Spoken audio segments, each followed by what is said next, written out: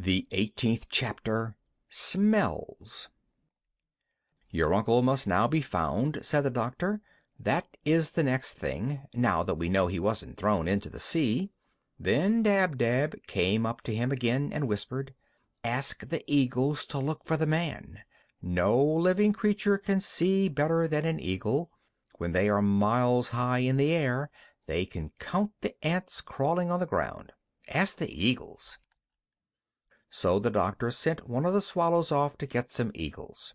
And in about an hour the little bird came back with 6 different kinds of eagles: a black eagle, a bald eagle, a fish eagle, a golden eagle, an eagle vulture, and a white-tailed sea eagle.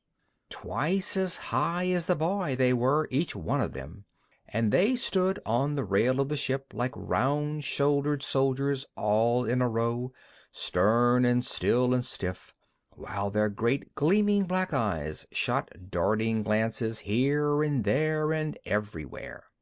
Gub-Gub was scared of them and got behind a barrel.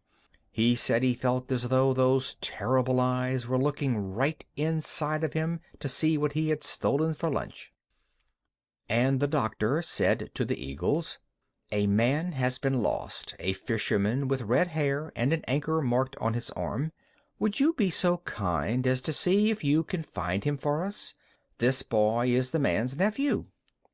Eagles do not talk very much, and all they answered in their husky voices was, "You may be sure that we will do our best.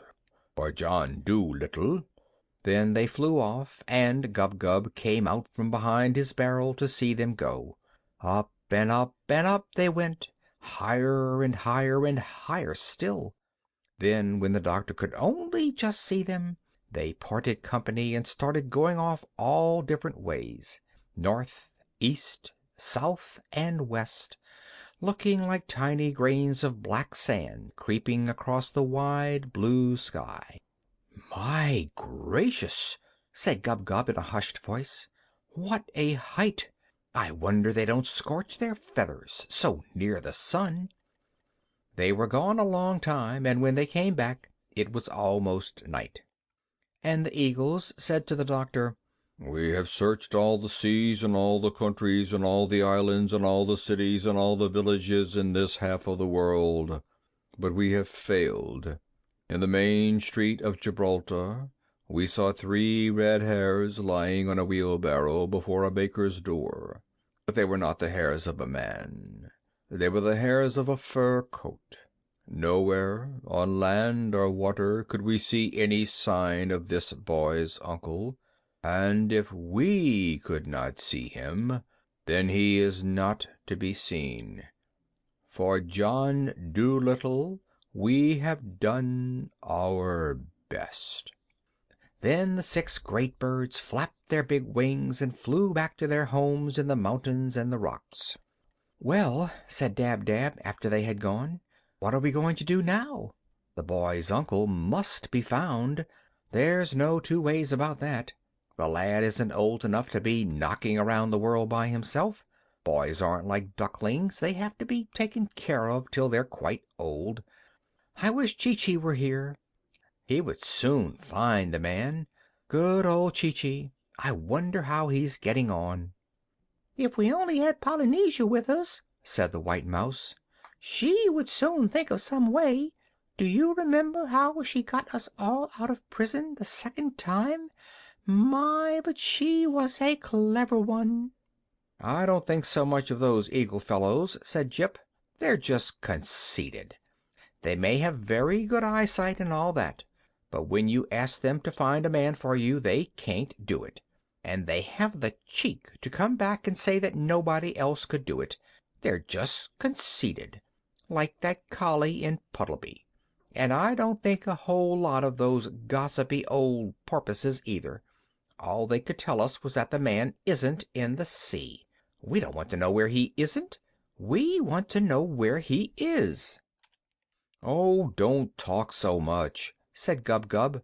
"It's easy to talk, but it isn't so easy to find a man when you have got the whole world to hunt in. Maybe the fisherman's hair has turned white, worrying about the boy, and that was why the eagles didn't find him. You don't know everything. You're just talking.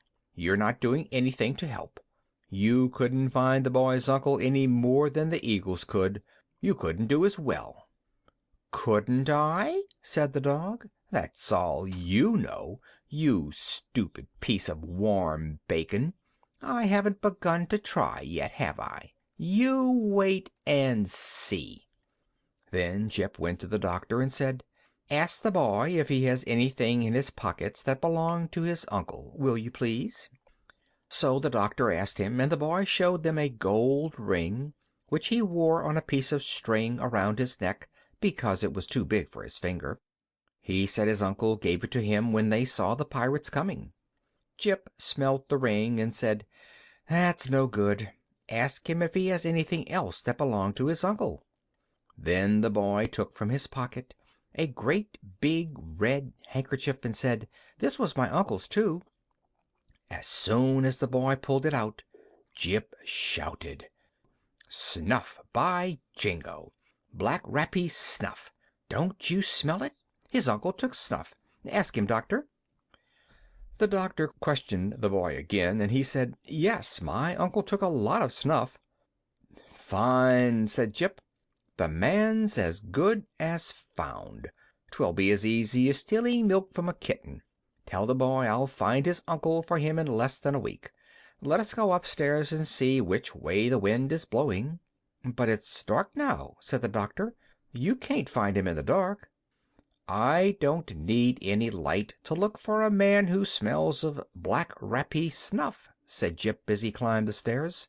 "If the man had a hard smell like string now, or hot water, it would be different.